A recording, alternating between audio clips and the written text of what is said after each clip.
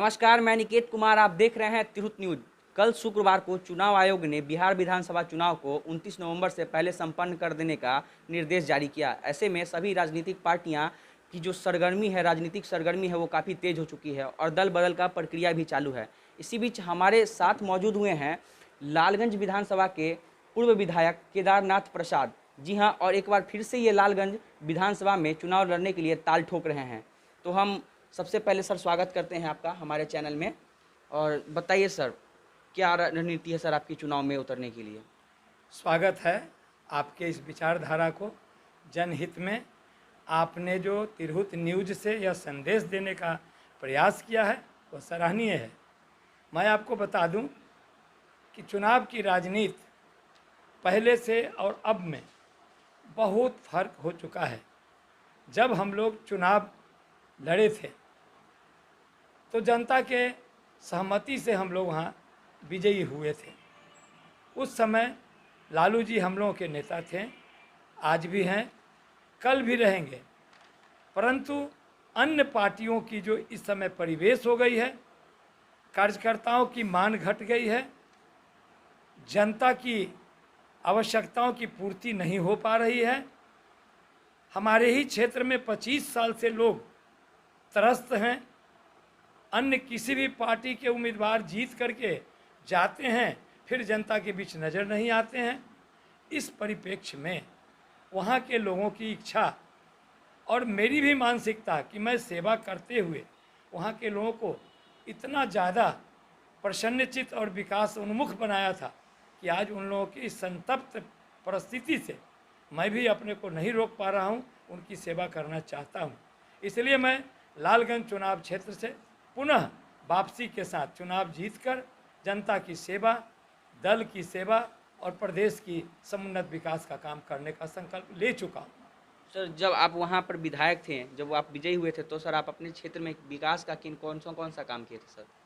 यह तो मैं गिना नहीं सकता जितना काम मैंने किया हूँ। उसका परिणाम है कि 25 साल से तक आज तक वहाँ की आम जनता, वो चाहे किसी जाति के हों, किसी पार्टी के हों, किसी धर्म के हों, किसी वर्ग के हों, सभी एक शब्द से यही बात कहते हैं, भूतो न भविष्यति।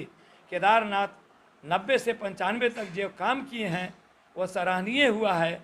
और 95 से अभी 2000 तक कोई विधायक नज़र भी नहीं आए हैं। काम की तो बात ही छोड़ दीजिए। इसलिए इन बातों को कितना विकास मैं किया हूँ, मैं खुद कहकर अपने आप को उतना नीचा नहीं बना सकता, क्योंकि मेरे करने की कोई सामर्थ्य नहीं हो। तो जनता का काम था। तेरा तुझको अर्पण क्या लागे मेरा। सरकार से पैसा मिलती थी, जनता का विकास का हित का काम मैं करता था। आजकल तो सरकार की पैसा आती है, स्वहित में लोग लगा जाते हैं, जनहित की तो बात ही नहीं होती है। इन तमाम परेशानियों को देखते हुए पुनः जनहित के लिए संकल्पित मैं चुनाव लड़ने के लिए संकल्पित हूँ। और वहाँ के लोग भी इस बात के लिए इच्छुक हैं कि आप आएँ और हम लोग आपको पुनः चयनित कर अपना सेवा समर्पित करने को कहेंगे। सर, किस पार्टी से चुनाव लड़ने जा रहे हैं या फिर निर्दलीय लड़ने जा रहे हैं? नहीं, ऐसी बात है कि मैं कहीं ना कहीं दल से जुड़ा रहा। मेरी इतिहास है, मैं समाजवादी पार्टी में, सोशलिस्ट पार्टी के रूप में, VLD, LD, जनता दल, लोक दल, ऐसे तमाम परिस्थितियों से गुजरते हुए मैं अभी तक राजद तक आकर रुका हूँ।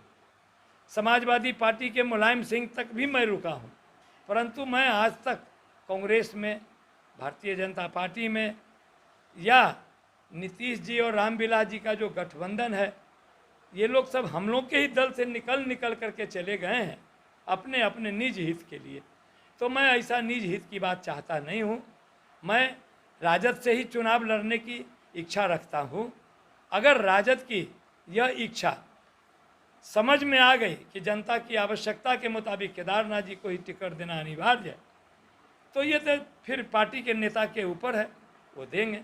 अगर वो नहीं देते हैं, अगर गठबंधन में ये दल किसी दूसरे दल के हवाले हो जाता है और उस परिस्थिति में वहाँ की जनता बरबस व्याकुल होकर के मुझे ही चाहती है, तो मेरी मजबूरी होगी। उस परिस्थिति में मैं सोचूंगा, अपने दल के आला कमान से बात करूंगा, संगठन वालों से बात करूंगा कि भाई जनहित में अगर जनता वोट देकर अपने किसी चहेते को चुनना चाहती है, तो फिर क्यों नहीं मैं उसके इच्छा की पूर्ति करूं। वैसे तो आज के ज़माने में चुनाव भी इतनी गड़बड़ हो गई है, जनता भी इतने कमज़ोर हो गए हैं कि वे पार्टी के नाम पर, जाति के नाम पर, लाठी के नाम पर कहीं न कहीं किसी मजबूरी का शिकार होकर के वोट कर देते हैं। वोट की मानसिकता बिगड़ गई है, जनतंत्र की मर्यादा घटती जा रही है।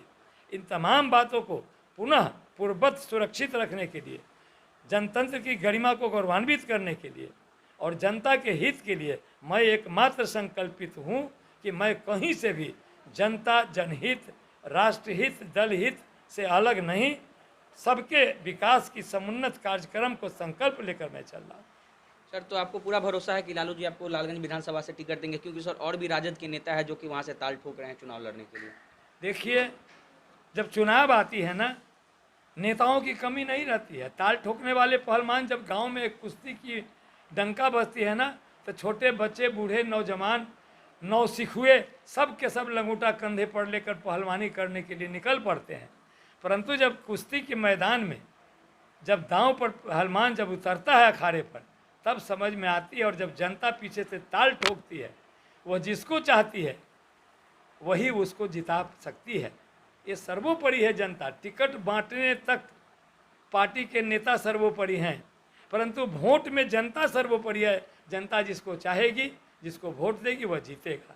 आज तक का यह नियम है। इंदिरा गांधी वोट से हारी हैं, इंदिरा गांधी वोट से हारी हैं, और इतने इतने बड़े बड़े नेता वोट से हारे हैं, और छोटे छोटे नेता भी वोट से जीत गए हैं। यह जनता की सर्वोपरि शक्ति है।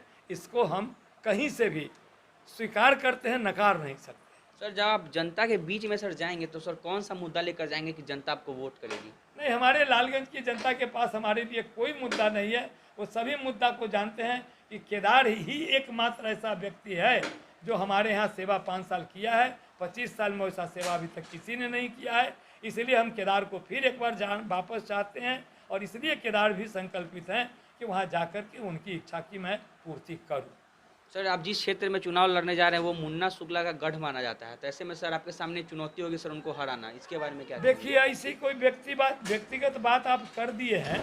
ऐसी व्यक्तिगत बात को मैं कहीं से कोई जीरो पर भी वैल्यू नहीं देता हूँ, इसलिए कि व्यक्ति बड़ा नहीं होता है, समाज बड़ा होता है। और society makes a man perfect. समाज के सामने कोई बड़ा से बड़ा, इस धरती पर रावण से बड़ा शक्तिशाली कोई नहीं था। उसको एक कृष्णकाय 2 भाई, जंगल में वन में उघारे बदन रहने वाला, उसको उसने परास्त कर दिया। इस भारत में अंग्रेज के ऐसा पूरब से पश्चिम तक राज करने वाला महान शक्तिशाली कोई दूसरा शक्ति नहीं था। परंतु गांधी एक लंगोटी पहन करके, एक डंडा के सहारे उसने पूरे भारत को यहाँ से खाली करा करके, जीत दिला करके अंग्रेजों को धूल चटा दिया। तो महान शक्ति है जनता की, इसलिए इसे मैं चैलेंज नहीं कर सकता हूँ। और ये बात कहना कि किसी का गढ़ है, गढ़ किसी का नहीं होता है। अमेठी इंदिरा गांधी का गढ़ क्या था, किला क्या था, सब कुछ ध्वस्त हो गया। आपके सामने है इतिहास, और मैं इतिहास को सबूत मानकर, वर्तमान को संभाल कर, अब भविष्य के विकास के लिए मैं जिंदा हूँ, और जनहित में जिंदा हूँ, समाज सेवा में जिंदा हूँ। सर, लालगंज की जनता को आखिरी संदेश क्या देना चाहेंगे चुनाव से पहले? सर, मैं लालगंज की जनता को आश्वस्त करूंगा कि आपकी जो ललक है, आपकी जो इच्छा है, आपकी जो 25 साल से जो सुनापन आपने महसूस किया है, मैं आपके सेवा के लिए तैयार हूं। अगर आप लोग अपना अपार बहुमत देकर मुझे चयनित करेंगे तो पूर्वत मैं आपकी सेवा उससे भी ज़्यादा समुन्नत विकास का काम करूंगा। इसलिए कि जिस समय मैं सरकार में था उस समय संसाधन की कमी थी, उसके बावजूद भी मैंने जितना काम किया, भूतो न भविष्यति, आज तक उतना काम करने वाले कोई भी विधायक नहीं हुए हैं। और सभी विधायक कहीं ना कहीं जाति से, थैली से और लाठी से जुड़े हुए हैं। केदारनाथ सिर्फ और सिर्फ जनतंत्र से जुड़े हुए हैं, जनता से जुड़े हुए हैं, ईमान से जुड़े हुए हैं, सेवा से जुड़े हुए हैं, परोपकार से जुड़े हुए हैं। जी, जैसा कि आपने देखा, लालगंज विधानसभा से एक और उम्मीदवार केदारनाथ प्रसाद ने भी अपनी ताल ठोक दी, और उन्होंने पूरा भरोसा जताया है कि राष्ट्रीय जनता दल लालू यादव इनको टिकट देंगे। सहयोगी अमन के साथ मैं निकेत कुमार, तिरहुत न्यूज़, मुजफ्फरपुर।